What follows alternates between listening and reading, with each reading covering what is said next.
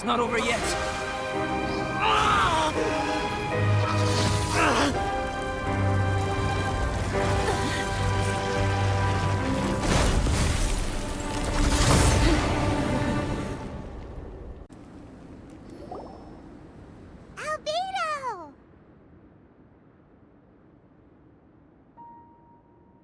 Traveler, Paimon. I suppose your story is ready. Yep. How about you? Do you need some more time? No need. I am also ready to tell my story. Paimon calls dibs! Paimon first! Please, go ahead. Okay, here goes.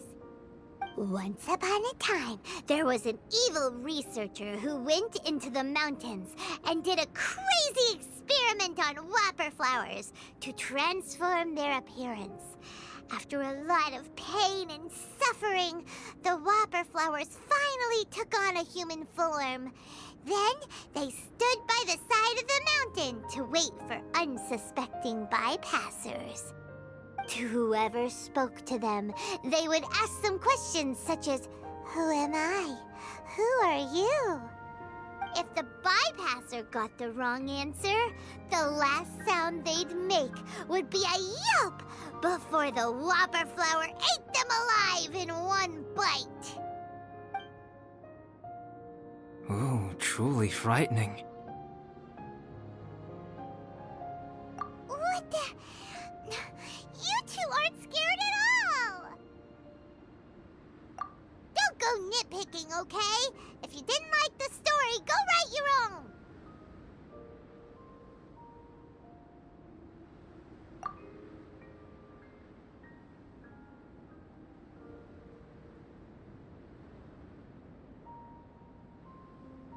In other words, the whopper flowers would ambush and then completely replace their victims.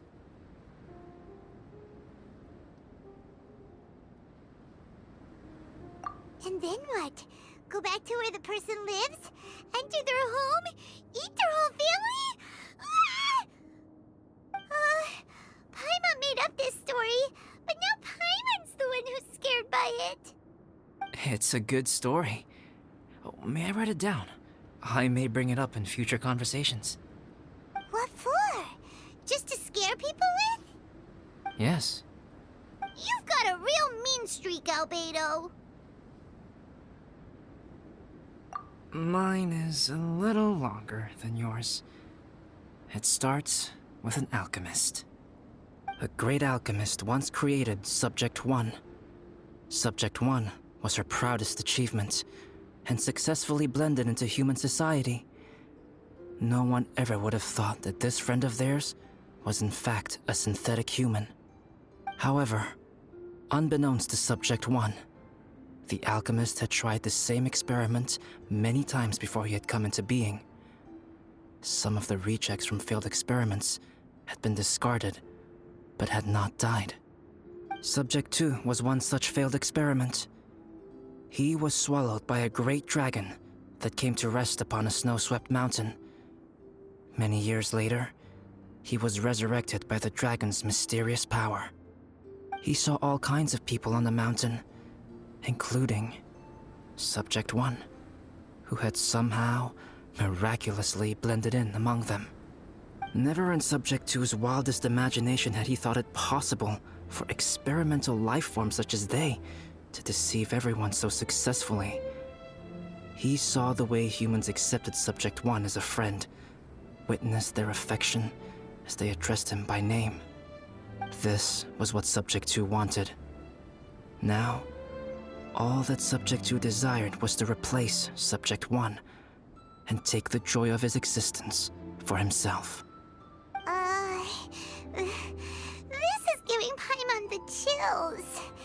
So scary. Subject 2 began to unfold his plan. He stole Subject 1's books and notes and studied all that Subject 1 had learned from the alchemist. Subject 2 was highly intelligent, and he learned quickly. He changed his face into an exact replica of Subject 1's face. Then, he found a plant with mimicry capabilities and transformed it using dragon blood and alchemy. And so, not only did Subject 2 transform his own appearance to perfectly match that of Subject 1, he also created a third entity, Subject 3. What? There's 3 of them now? But Subject 2 wanted to become a perfected human. So, he erased a mark on both his and Subject 3's necks. For these marks were symbols of imperfection. In my view, it was probably a subconscious act, an instinct. He so desperately craved to become a perfect human being that he forgot something. Human beings are defined by their flaws.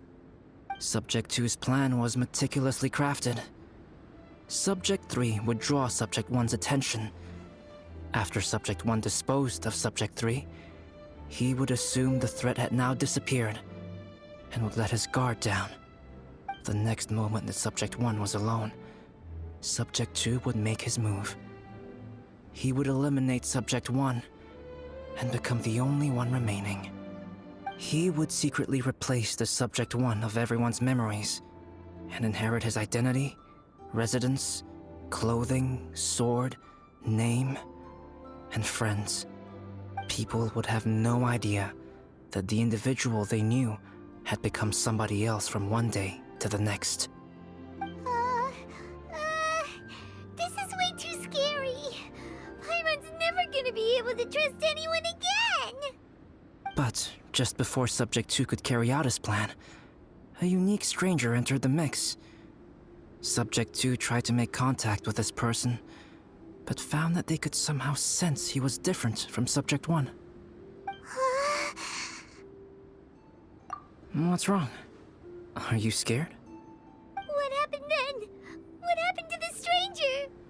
He became a new stage in Subject 2's plan. One more person that Subject 2 had to dispose of. It's as if there were 3 identical roses in a garden. Only one of the 3 was a fine specimen, while the other 2 were defective specimens that bore poisonous thorns. In all the world, only the gardener who tended to them could tell which was the good specimen.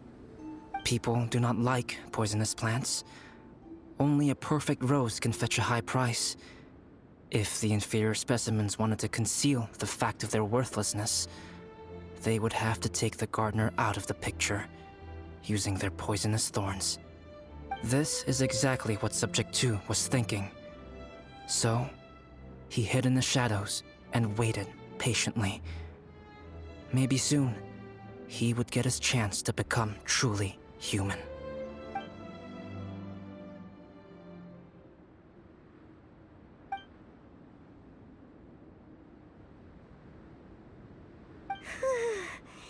That was intense! So what happened after that? Did Subject 2's plan succeed? Paimon can't bear thinking about it. Fortunately, it is just a story. And even in this story, Subject 2 did not succeed. But you can never let your guard down on Dragonspine. Monsters mutated with Durin's power and blood are also creatures of Rhine-Daughter, just like me. You must beware of all such creatures.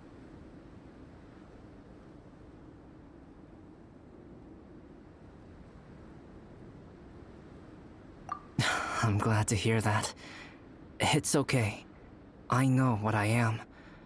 You and I are both different, so there is no need for me to hide the truth from you. The only thing is that sometimes, when I think about how mighty the power of alchemy is, I feel so small. As beings who set foot in this world, how arrogant are we in desiring to control our destiny, and in desiring to create? Is creation an arrogant act, traveler? If not, why do we call the ones that created us and control us gods? If it is, then what qualifies us to call ourselves creators? How far must we take our reverence and respect? Nothing special.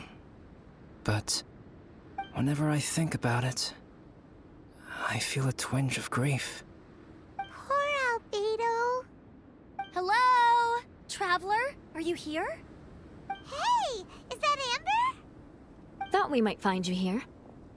We're here to deliver a message from Cyrus. There's gonna be a big event down at the base camp, and they want you there too, Traveler. Winter camp is nearing its end. Apparently, even provisional instructors are required to attend.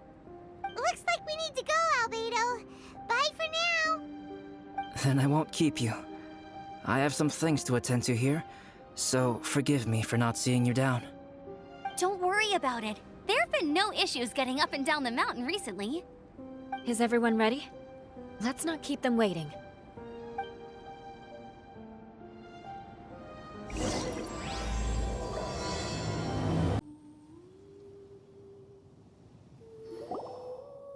Huh? Who is this guy?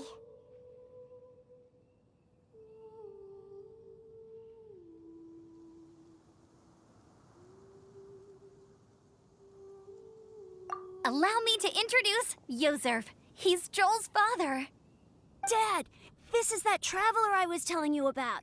The traveler's helped me out loads in the past, and this time we even built a snowman together.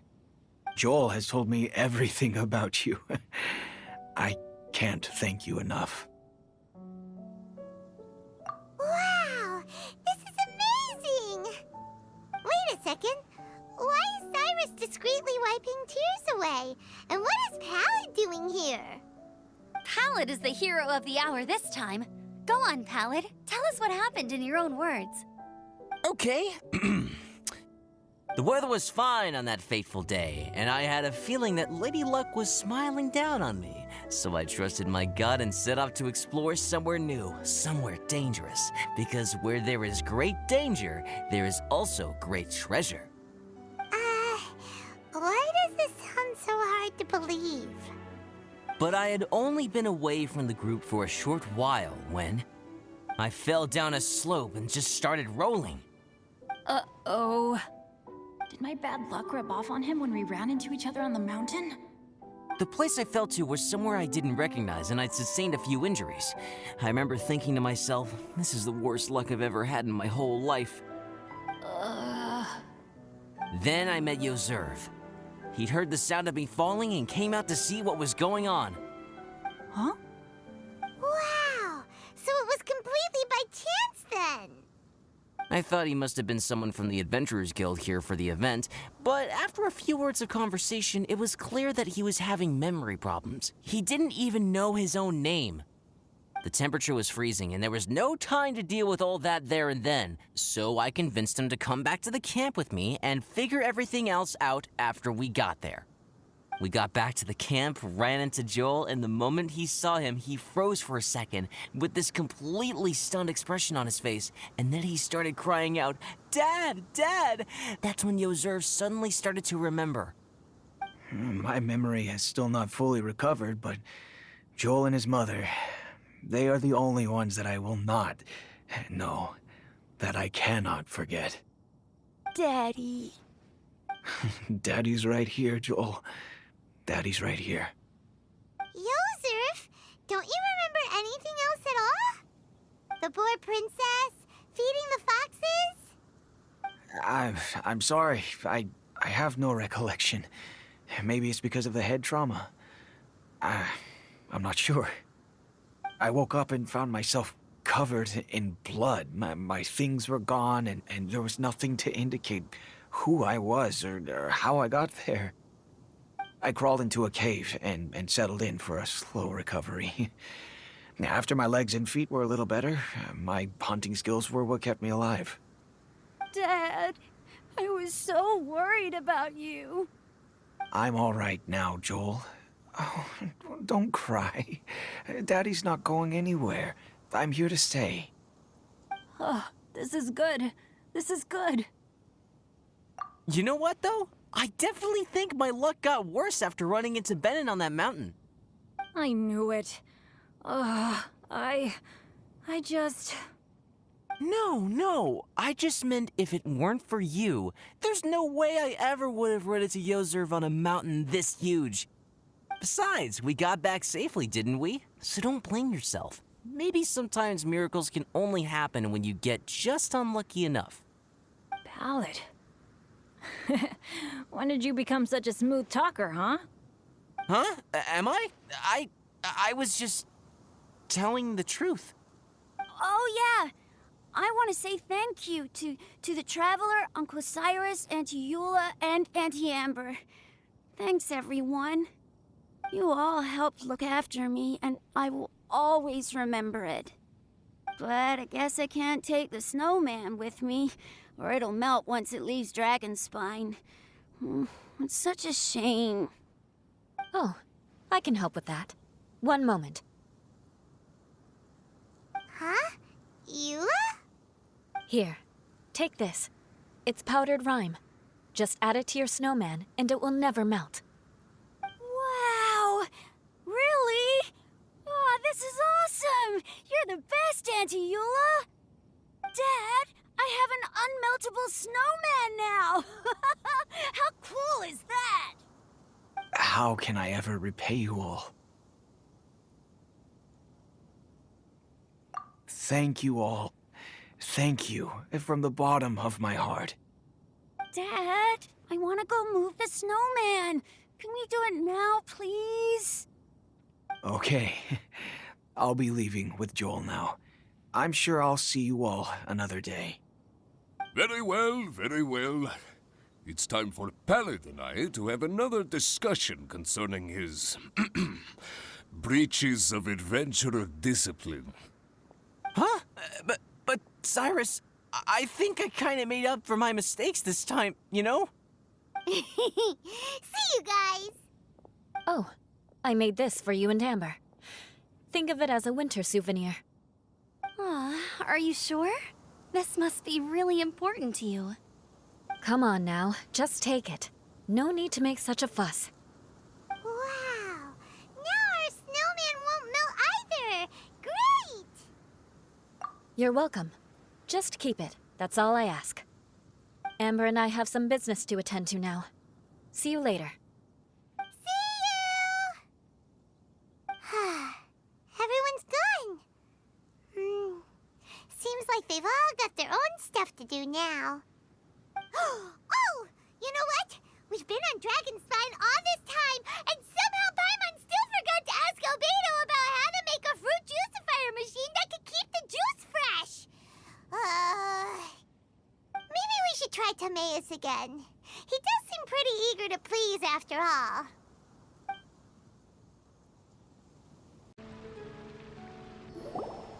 Timaeus!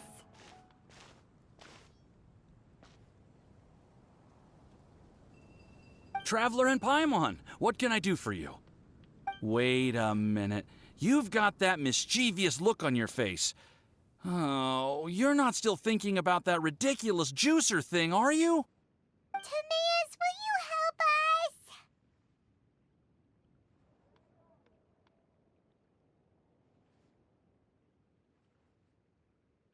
us? Well, if the Traveler isn't really interested, then, yeah, maybe I'll give this one a pass. It's just the weirdest request ever. No, but Paimon's Sunsettias are gonna go to waste without it. And the time it would take me to research something like that, I could probably pick those Sunsettias again 10 times over. New research project, Timaeus? We meet again. Oh, Albedo, thank goodness. So the situation is, Paimon wants a machine that can turn fruit into juice and keep the juice fresh. I mean, surely it's...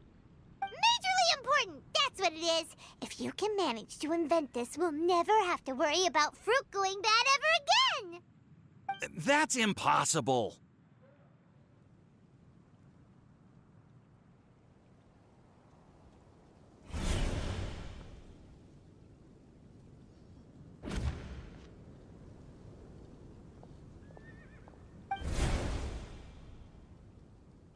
Turning fruit into juice is not hard, but keeping it fresh is more difficult. But if you simply want to keep the fruit from rotting, there are many ways to achieve this. Right, Traveler?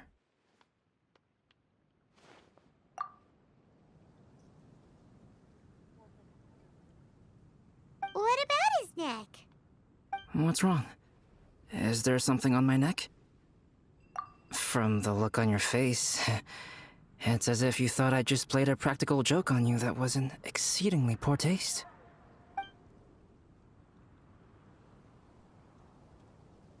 Albedo, you were saying, how do you stop fruit from going bad? Well, one way would be to bury your fruit on Dragonspine, where the snow never melts all year round. But then Paimon won't be able to eat them! You could always live on Dragonspine. No, too cold for Paimon. Or you can give the fruit to me, and I would take it to Dragonspine for you. But since you don't like the cold, you'd have to send someone else to pick them up when you want them. This is where you come in, Traveler. Suddenly sounds a lot more feasible with other people doing all the work. Okay then, shall we go with that idea? Fruit buried on Dragonspine will stay fresh for much longer. However, it is also possible that the fruit will sprout and grow into fruit trees. Who knows? Maybe the next time you visit, it will have grown into an orchard. You can water the trees, add fertilizer, and when they finally bear fruit, you will have some fresh sunsettias. No way! Then Paimon will have to be a gardener. That's not the goal here. Oh? Well, I don't think being a gardener is so bad.